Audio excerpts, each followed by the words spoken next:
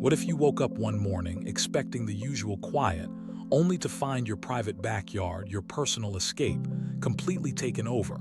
Not by weeds or pests, but by folding chairs, flower arches, and strangers setting up a wedding. That absolute nightmare became my reality. I was jolted awake by clanging metal and loud voices right outside my bedroom window. My first groggy thought was the garbage truck was ridiculously early. But rubbing the sleep from my eyes, I peeked through the blinds and my heart just about stopped cold. My backyard, the one I spent weekends mowing, weeding, making my own, was gone. In its place, rows of white chairs, a fancy arch draped in flowers near my fence, and a whole crew rushing around setting up for some huge event. It looked exactly like a wedding ceremony was about to happen on my lawn. I blinked hard, hopping, praying I was still dreaming. Nope, this was real. And then, standing right in the middle of it all, barking orders like she owned the entire zip code, was her, Karen, the self-appointed queen of our neighborhood, president of the HOA, and the biggest thorn in my side since I moved in. I didn't even bother changing out of my hoodie. I stormed out the back door, my feet barely touching the steps before I was marching straight towards her. Karen, what the hell is going on here? My voice cut through the chatter, sharp and loud. She turned, and plastered on her face was that infuriatingly smug smile she saved just for moments like these. "Oh, Jake, you're finally up. We were starting to worry you'd sleep through the whole thing." "The whole what?" I gestured wildly around my invaded yard. "This is my property. Why is there a wedding being set up here?" Karen actually laughed, waving a dismissive hand like I was being silly. "Oh, don't be so dramatic. It's just for the day. My daughter's wedding, remember." My eyes started twitching. I could feel it. "No, Karen, I don't remember because nobody asked me. Nobody told me." She sighed, putting on this act like I was a toddler throwing a tantrum in the grocery aisle. "Jake, honestly, we sent out notices weeks ago. This is a community event, technically. The HOA board decided your yard was the most suitable available space. You should feel honored to host such an important day." Honored? I scanned my yard again, feeling my blood pressure skyrocket. A DJ was setting up massive speakers near my fence. A catering van, a huge one, had pulled right into my driveway, blocking my car. And was that? Yes, it was a disgusting blue portable toilet being wheeled onto my front lawn. My front lawn. I don't care what notices you think you sent. I never got one, and even if I did, I never agreed to this. Get this junk out of my yard, now. Karen's expression instantly hardened. The fake smile vanished, replaced by that menacing look I knew too well. "Oh, Jake, you're making this so difficult. Do you really want to be the only person in the neighborhood who ruins my daughter's special day? Think about how that would look." I clenched my fists so hard my knuckles turned white. "I don't give a damn about your daughter's special day right now. This is trespassing. You have absolutely no right to be here." She held up a hand, cutting me off mid-rant. "Oh, but I do," she said, her voice dripping with fake sweetness. "According to HOA regulations, community events can be hosted in any available space deemed suitable by the board. And guess what? We, the board, mostly me, deemed your yard suitable." My stomach twisted into knots. I knew Karen and her little band of HOA loyalists had been pulling stunts and making up ridiculous rules for years, but this was a whole new level of crazy. It was blatant theft of my property disguised with flimsy, made-up rules. "You can't just—" "Oh, but we can," she interrupted again, that smirk returning. "And unless you'd like to start racking up some rather hefty fines for, let's see, an unsightly lawn disruption, maybe some unauthorized external modifications. Those speakers look pretty permanent and definitely parking violations for that catering truck." She let the threat hang in the air. My jaw tightened. She wasn't asking, she was telling. She had planned this knowing I'd object and had the fake fines ready as leverage. She was twisting my arm, banking on me backing down like usual. I took a deep breath, trying to push down the rage. I needed to think. I needed a plan. The wedding was supposed to start in less than 6 hours. My yard was already halfway transformed. Caterers were unloading fancy trays of food. A florist was draping ribbons over my rose bushes.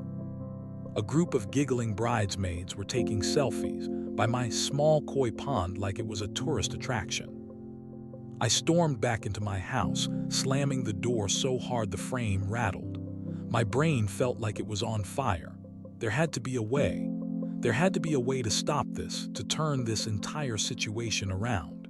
If Karen wanted a war over my backyard, she was absolutely going to get one. I picked up my phone, my first instinct being to call the police, but I hesitated. Karen was slippery. She'd probably already called them herself, feeding them some story about an approved community event and a difficult homeowner. She wrapped this whole thing in just enough phony HOA procedure to make it look legitimate on the surface. Calling the cops might just waste time or even backfire. I needed something faster, something more direct. Something that would ruin her day before it even properly began. Then, as I stared out the window, watching them lay down pristine white tablecloths over tables set up on my grass, an idea sparked. It was devious. It was brilliant. It involved something old, something forgotten, something lurking right beneath the surface of my violated yard. My property had an ancient underground sprinkler system, one I never ever used. Why? Because the water that came out of it was disgusting. It was rusty, murky, and stank of iron and stagnant awfulness. It was a leftover piece of the house's original plumbing, replaced years ago. But the pipes and the foul water sitting inside them were still there, connected, just waiting. A slow, wicked grin spread across my face. Karen wanted a wedding in my yard. Fine. She would get exactly what she asked for, just maybe not the picture-perfect scene she had in mind. I wasted no more time. I headed straight for the garage, pulled out my toolbox, and got to work.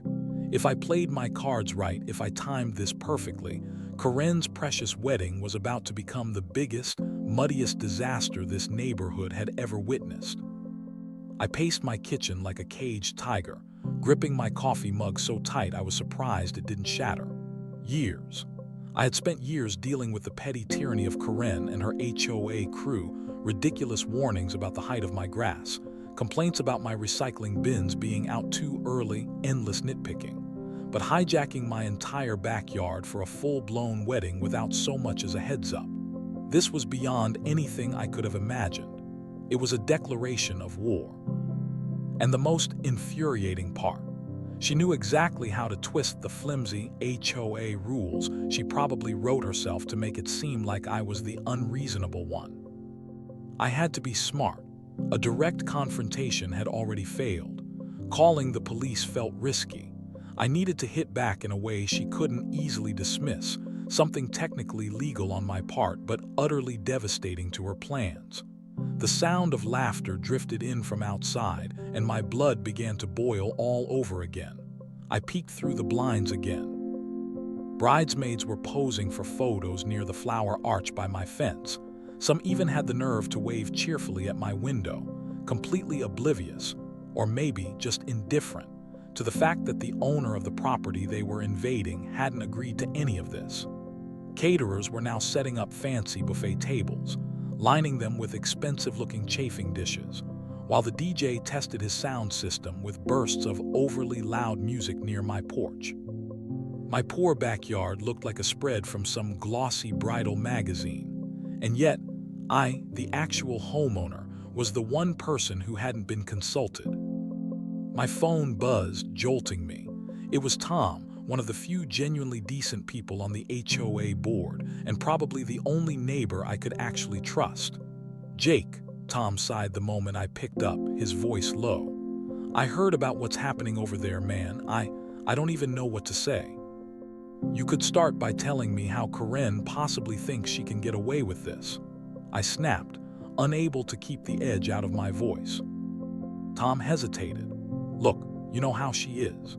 She twisted the HOA bylaws just enough, something about utilizing common interest spaces for community enrichment, to make it seem like she's within her rights, even though everyone knows your yard isn't common space.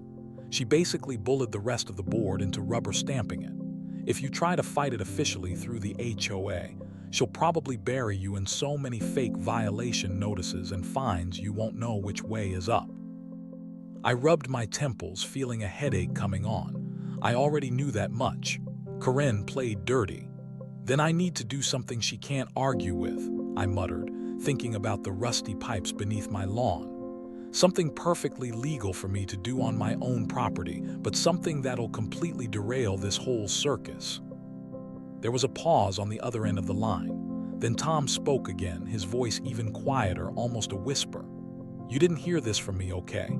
But I did some digging after Karen railroaded this venue approval through, found out something interesting.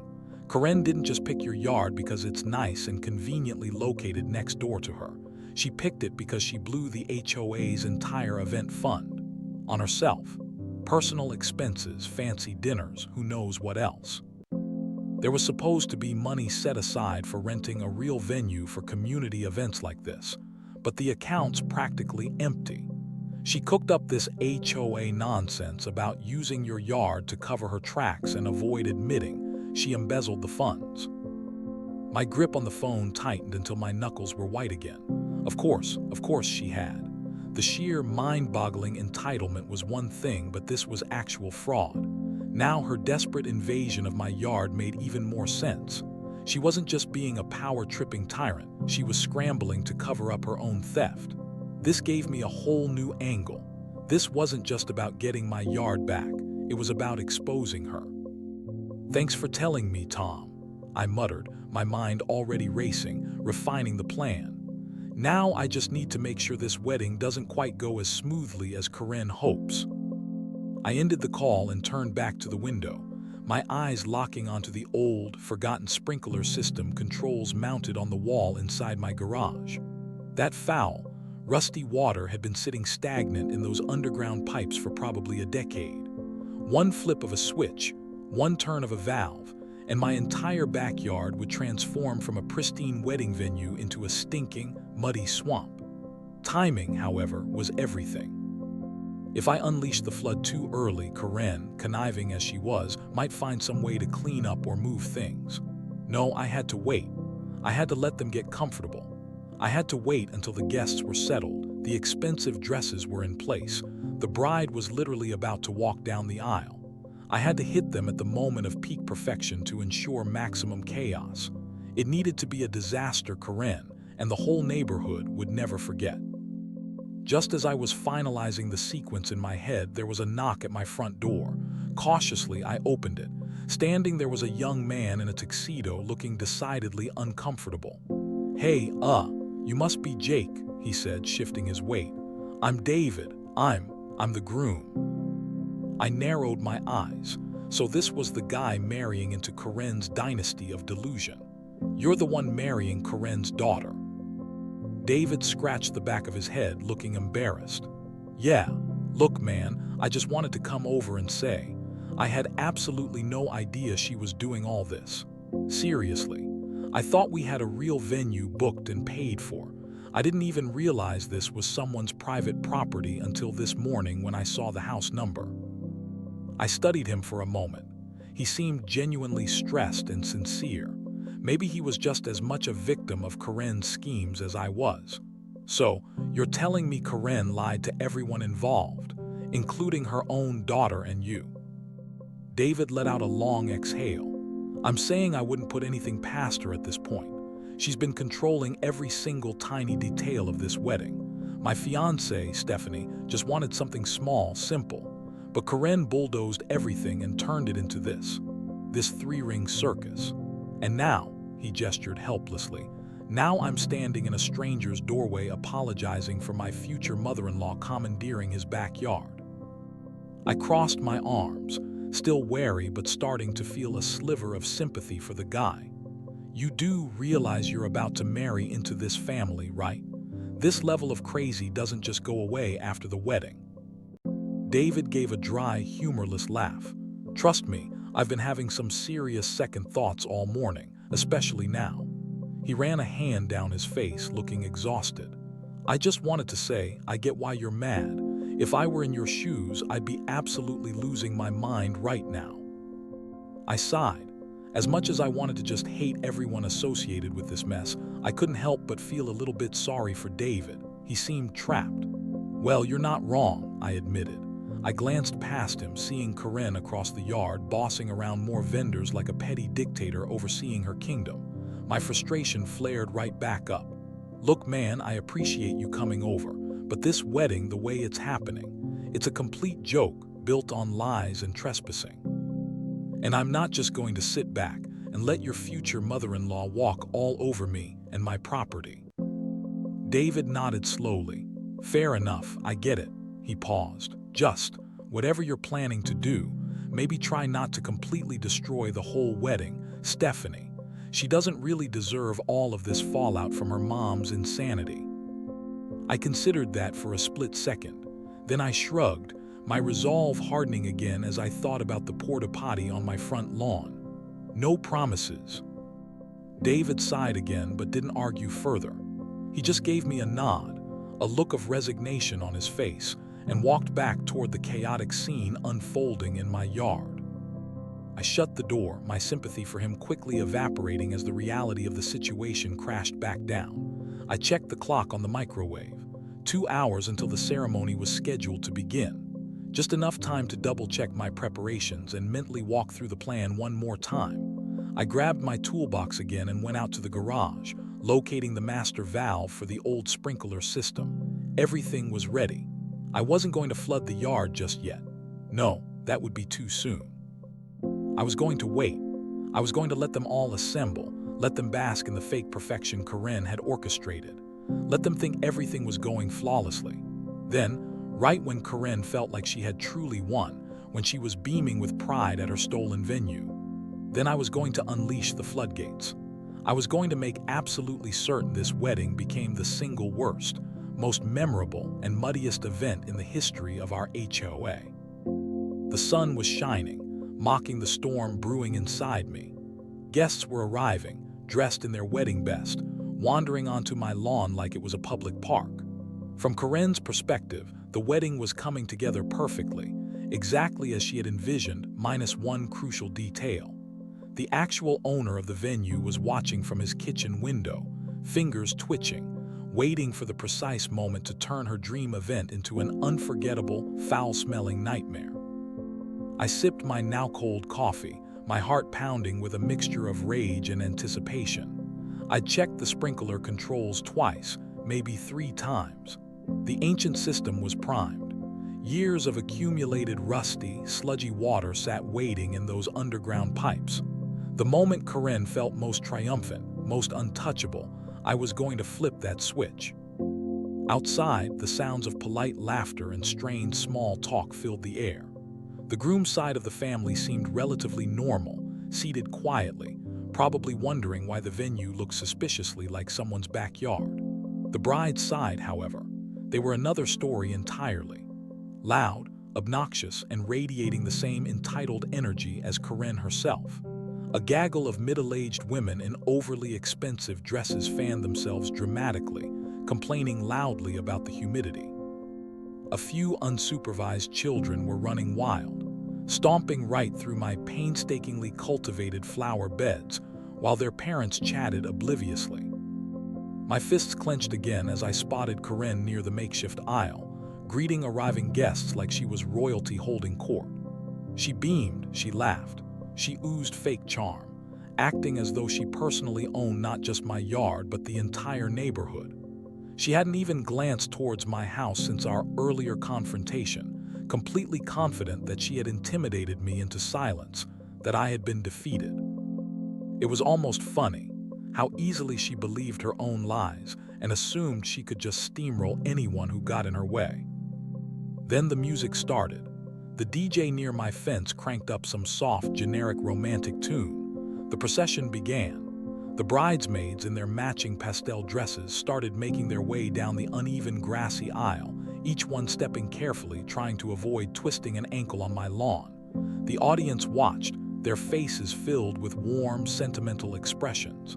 Everything looked picture perfect, almost sickeningly so. My hand hovered over the master valve switch in the garage. Not yet, not quite yet. Timing was critical. I watched Karen standing near the front, absolutely beaming with smug pride, her eyes fixed on the entrance point where her daughter, Stephanie, was about to make her grand appearance.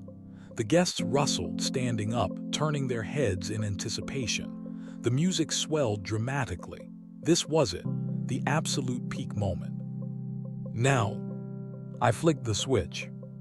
It started subtly, almost silently, a low gurgle from beneath the earth. For a second, nobody noticed. Then, with a sudden, violent hiss, the old underground pipes unleashed their foul, stagnant contents. The ancient sprinkler heads, long dormant, burst erratically to life, spewing dark, murky, iron-stenched water in unpredictable jets across the entire ceremony area. The first few rows of guests were hit instantly. Shrieks erupted as expensive silk dresses and tailored suits were drenched in brownish, foul-smelling sludge. The water gushed from the ground in chaotic sprays, soaking the perfectly arranged white chairs, the pristine tablecloths on the gift table, and most satisfyingly, the towering, multi-tiered wedding cake sitting nearby. Absolute chaos erupted in seconds. The DJ's expensive speakers sparked and died with a pathetic crackle as dirty water splashed onto the electrical connections. Bridesmaids screamed, clutching their drenched dresses as they scrambled desperately to escape the sudden flood of filth. Elderly guests stumbled backward, slipping and sliding in the rapidly forming mud patches. The carefully laid white aisle runner was now a swampy mess, and the delicate flower petals scattered on it turned into soggy, brown clumps of disaster. And then came the bride. Stephanie, looking radiant, stepped onto the edge of the lawn, ready for her big moment, only to walk straight into utter pandemonium. Her beautiful white dress, once glowing and pristine, was instantly ruined as her first step landed squarely in a spreading puddle of rusty sludge. She shrieked, lifting the hem, but it was far too late. The bottom half of her expensive gown was stained a disgusting brownish orange, the delicate lace soaked and heavy with foul, iron-rich water. I stepped out onto my back porch, crossing my arms, allowing myself a moment of pure, unadulterated satisfaction as I watched the scene unfold. But the real show, Karen's meltdown, was just beginning. Her face, which seconds ago held blissful maternal pride, contorted into a mask of absolute horror and disbelief. She started storming towards where the main sprinkler heads were erupting, slipping on the wet grass and barely catching herself. She whipped around, her expression pure rage, scanning the chaotic yard until her eyes locked onto me, standing calmly on my porch. She stomped towards me, mud splattering her expensive heels and the hem of her dress. "You did this," she shrieked, pointing a shaking, accusing finger right at me. I just shrugged, keeping my voice level. "Oh, I don't know what you mean, Karen. Looks like a nasty plumbing issue. Terrible luck." I paused, letting a small smirk play on my lips. "Maybe you should have booked a real venue with reliable plumbing instead of, trespassing and stealing someone's backyard." Karen's hands curled into fists at her sides. You ruined my daughter's wedding." I raised an eyebrow. Did I ruin it? Because last I checked, you never actually had permission to have a wedding in my yard in the first place. I let my gaze drift pointedly towards the weeping bride. Stephanie, now openly sobbing, turned to her mother, her voice trembling. "Mom, what is he talking about? Stealing his yard?" Karen stammered, glancing nervously at the remaining guests, who were now whispering amongst themselves, many with their phones out, recording the entire humiliating spectacle. The scandal was unfolding live. I let my smirk widen. "Oh, didn't she tell you, Stephanie? Didn't your mother tell you that this wasn't actually a booked venue? That she didn't even bother to secure a real place because she'd already spent the HOA's event money on herself?" A collective gasp went through the crowd. Karen's face drained of all color. Stephanie's expression shifted instantly from heartbroken tears to shocked fury directed at her mother. "You told me everything was taken care of," she cried. "You swore we had a beautiful outdoor venue booked. You lied to me." Her voice cracked with betrayal. "You used someone's private property. You didn't even ask him." By now, the groom's family was visibly edging away from the bride's side, their faces masks of disgust and embarrassment. David, the groom, stepped forward, shaking his head slowly, looking utterly dumbfounded. "Wow," he said, his voice flat. "This just keeps getting worse." He turned to Stephanie, his expression hardening. "You knew your mom was controlling, Stephanie, but this is completely insane." Stephanie's lip trembled. "I didn't know, David. I swear I didn't know she did this." David let out a sharp breath, rubbing his temples. I need to think. I just need a second." He turned abruptly and walked away from the muddy aisle, away from Stephanie, leaving her standing alone, her ruined dress clinging to her legs like a shroud. Karen, seeing her meticulously planned day and potentially her reputation literally washing away, desperately tried to regain control. "All right, everyone," she shouted, her voice shrill. "Calm down, we can fix this. We'll just move the ceremony inside." I couldn't help but chuckle darkly. "Inside? You mean inside my house, Karen? That's adorable." My voice turned hard. "Get off my property, all of you, before I call the cops and have you removed for trespassing." Karen's eyes burned with hatred, but she knew she had no leverage left. The threats of fines were meaningless now. She turned, attempting to rally the remaining guests or salvage something from the wreckage, but it was utterly useless. People were already leaving, shaking their heads, murmuring about the unbelievable disaster, the crazy HOA president, and the scandalous use of funds. Phones were still out, recording everything. I watched with grim satisfaction as Karen's perfect wedding disintegrated into a muddy, humiliating chaos right before her eyes. The expensive decor was ruined beyond repair. The food was likely contaminated. The guests were furious or disgusted.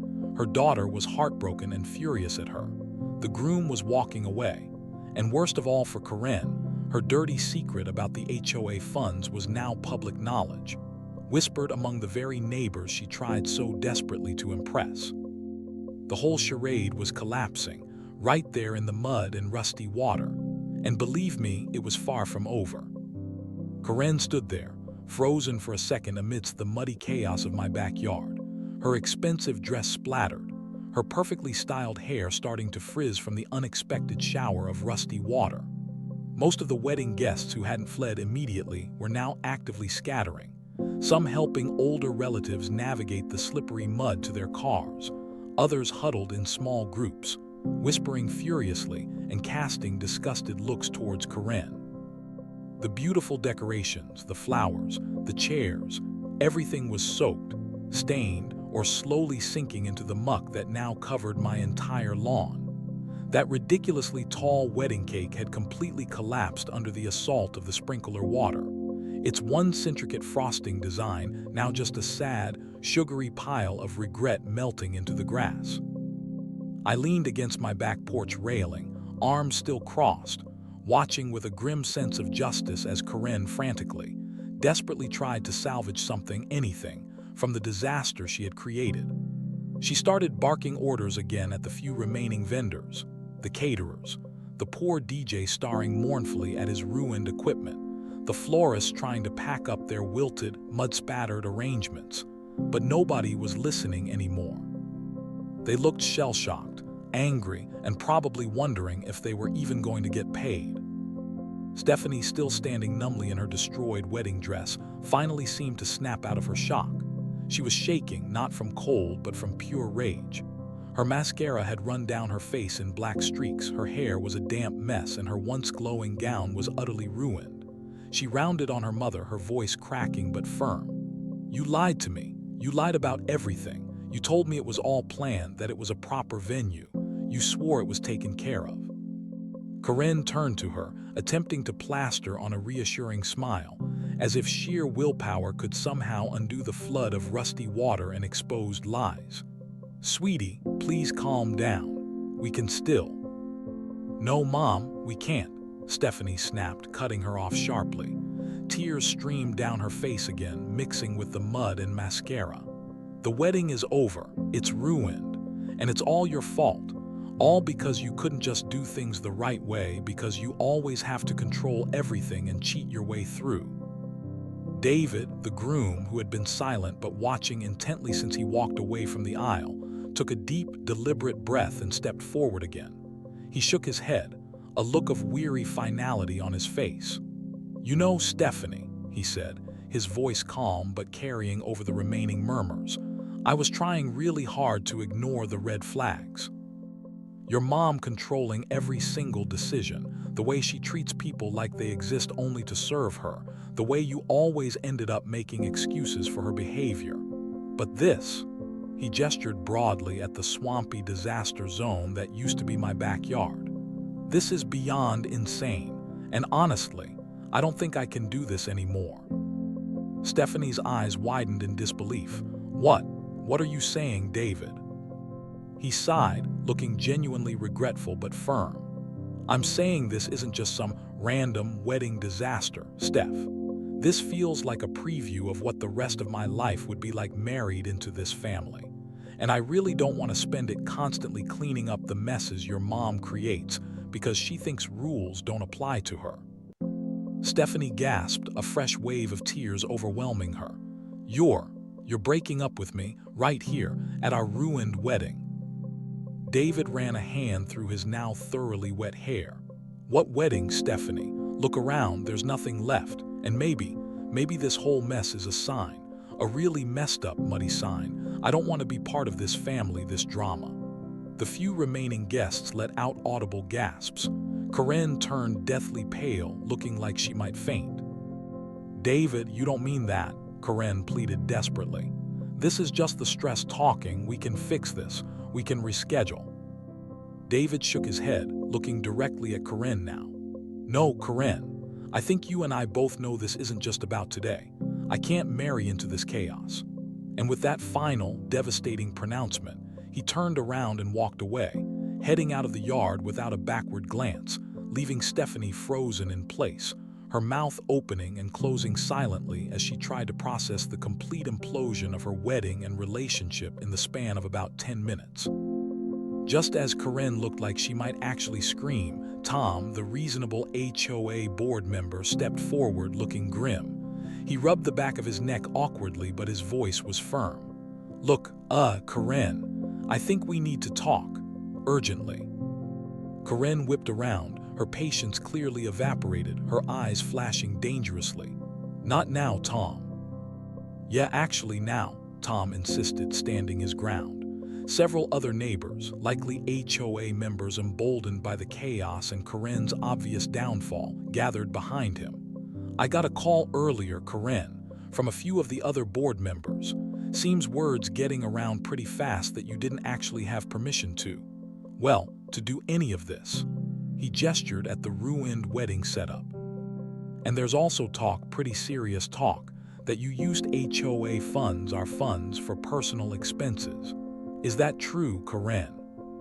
Karen's face twisted into a mask of outrage. "Of course not, that's ridiculous, slander." Tom crossed his arms, unmoved. "Because if it is true, Karen, you could be looking at some very serious consequences.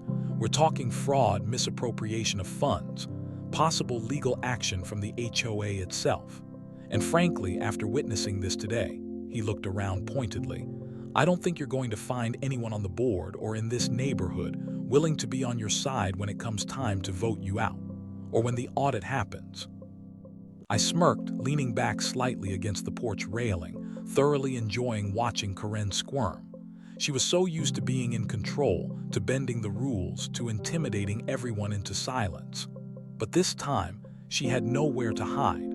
She had publicly humiliated herself in front of everyone she desperately tried to impress. Her own daughter was furious with her. The wedding was an epic failure. And now, the very people who once blindly followed her, the HOA board members she likely bullied, were finally turning against her. Karen let out a sharp, brittle laugh, but there was absolutely no humor in it. "Oh, come on, Tom. Don't be so dramatic. It was just a simple misunderstanding. The HOA funds are perfectly fine." Tom just raised an eyebrow. "Then I guess you wouldn't mind if we conducted a full, independent audit of the HOA accounts, effective immediately." Karen's face twitched violently. She opened her mouth, then closed it. That won't be necessary. Yeah, Tom said slowly, his voice full of newfound confidence. I really think it is. The whispers among the remaining neighbors grew louder. Karen's expression darkened into pure venom. She turned her glare back to me. This is all your fault, she hissed across the muddy expanse. I actually laughed out loud this time. Oh no, Karen, don't you dare try to pin this on me. This is all you. Every last muddy, fraudulent bit of it. You did this to yourself. Karen took a deep breath, visibly trying to regain some shred of composure, perhaps realizing how cornered she was. You think you've won, don't you? I shrugged, feeling a wave of relief wash over me despite the mess in my yard. I think I'm finally getting my yard back, and I think you're about to have a lot more serious things to worry about than me. Right on cue, as if summoned by the sheer drama of the moment, the distant sound of a siren grew closer. Flashing blue and red lights appeared at the end of the street. The first police car pulled up just as the last few traumatized guests were making their escape. Someone, maybe a vendor worried about getting paid, maybe a neighbor fed up with the chaos, must have called them. I watched, utterly fascinated, as Karen's expression flickered from fury to disbelief, and then landed squarely on sheer, unadulterated panic. Stephanie had finally stopped crying, her face smudged with ruined makeup, her shoulders slumped in utter defeat. I can't believe this, she muttered numbly to no one in particular, staring at the muddy disaster that was supposed to be her wedding aisle. I almost felt bad for her. But then I remembered how she likely benefited from Karen's reign of terror for years, how she probably knew, deep down, how her mother operated and chose to look the other way. Maybe this was a harsh lesson, but perhaps a necessary one. Karen visibly stiffened as two police officers approached her, their expressions stern and professional. "Good evening, officers," she began, trying to regain her authoritative HOA president voice, though it wavered slightly. "I don't know what this is all about, but I assure you, everything here is under control." One of the officers held up a hand, cutting her off politely but firmly. "Ma'am, we've received multiple reports regarding an unauthorized large gathering on private property, potential trespassing violations." And he glanced down at his notepad. "Possible fraudulent use of homeowners association funds. We need to ask you a few questions." Karen's mouth opened, then snapped shut. For the first time since I'd known her, Karen, the woman who always had a comeback, always had a threat, always had an answer for everything, was utterly speechless. True, genuine panic flashed in her eyes. I couldn't help the wide grin spreading across my face. This was better, so much better than I ever could have planned. My simple, muddy revenge had snowballed into a full-blown public reckoning. Tom walked over to stand near me on the porch, shaking his head with a low chuckle. "Man, I gotta say, Jake, that was really something else." I sighed, looking out at the swampy, debris-strewn mess that was my backyard. "Yeah, well, looks like I'm going to be dealing with the cleanup for a while." Tom clapped me sympathetically on the shoulder. "Hey, small price to pay, right? At least you won. You actually beat Karen." I smirked. Yeah, I guess I did." We watched as Karen, now red-faced and flustered, was politely but firmly guided towards one of the police cars for questioning. Her voice started up again, sharp and defensive, trying to spin some story, but the officers looked unimpressed, just patiently asking their questions and taking notes. The few remaining vendors were also talking to the police, likely explaining they were hired under false pretenses and hadn't been paid. The neighbors who had stayed were giving statements too, confirming my ownership of the property and likely adding details about the HOA fund rumors. Karen's usual tactics of bluster and intimidation were failing spectacularly under the calm authority of the law. The power dynamic in the neighborhood had shifted instantly and dramatically. Karen's reign was over. She was publicly disgraced, potentially facing legal trouble and utterly alone. Even her own daughter eventually just walked away, numbly accepting a ride from one of her aunts, leaving Karen to face the police by herself. Over the next few days, the neighborhood was buzzing. The story of the disastrous mud wedding and Karen's potential embezzlement spread like wildfire. People I barely knew stopped me on the street to shake my head in disbelief or offer commiseration about the state of my lawn, which, honestly, was starting to recover. The overwhelming sentiment was relief that Karen's tyranny was finally broken. Tom kept me updated. An emergency HOA meeting was called. Karen didn't show up, unsurprisingly. The board voted unanimously to remove her as president, citing gross misconduct, misuse of funds. The preliminary look at the accounts confirmed Tom's suspicions. Thousands were missing, and actions detrimental to the community. They initiated a full forensic audit and started proceedings to recover the stolen money. Then came the best news. At that same meeting, buoyed by the anti-Karen sentiment and a general weariness of petty rules, someone proposed dissolving the HOA altogether. After years of suffering under Karen's iron fist, homeowners realized the HOA mostly served her interests, not theirs. The system had become her personal tool for control and harassment. With her gone, the motivation for keeping it seemed to vanish. A formal vote was scheduled. Rumors started flying about Karen herself. Someone saw moving trucks at her house late one night. Another neighbor heard she'd put the house up for sale discreetly through an out-of-town agent.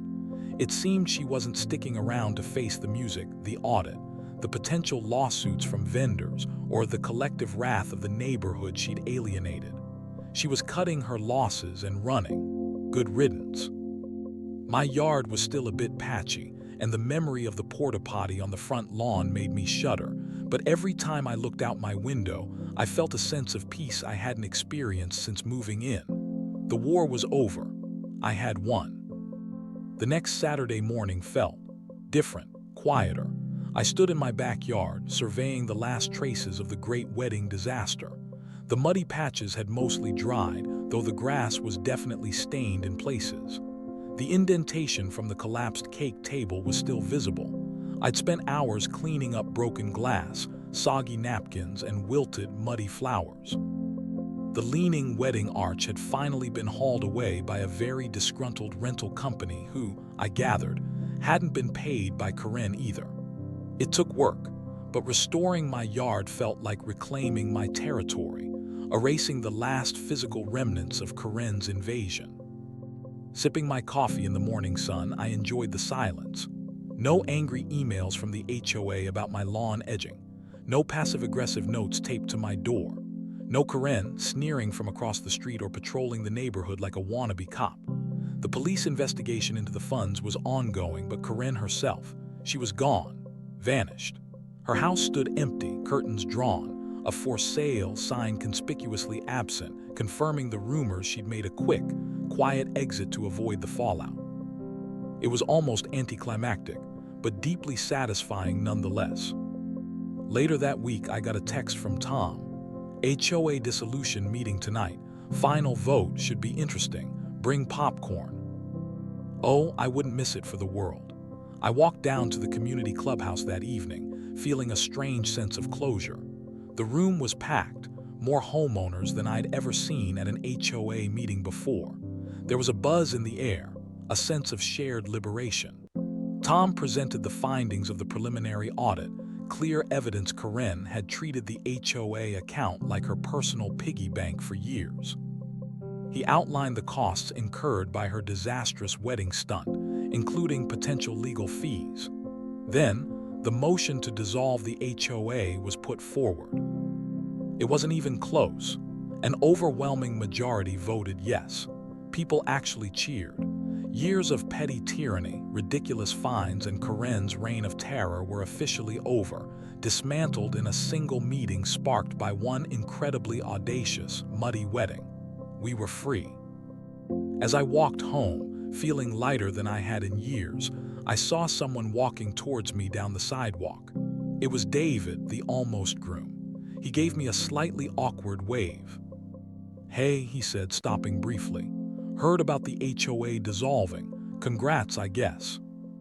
"Yeah, thanks," I replied. "Feels good. How are things?" He managed a small smile.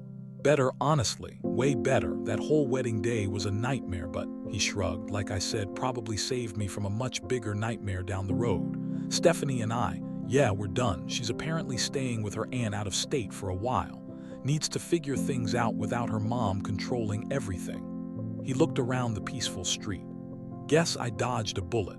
A really muddy, expensive bullet." "Sounds like it," I agreed.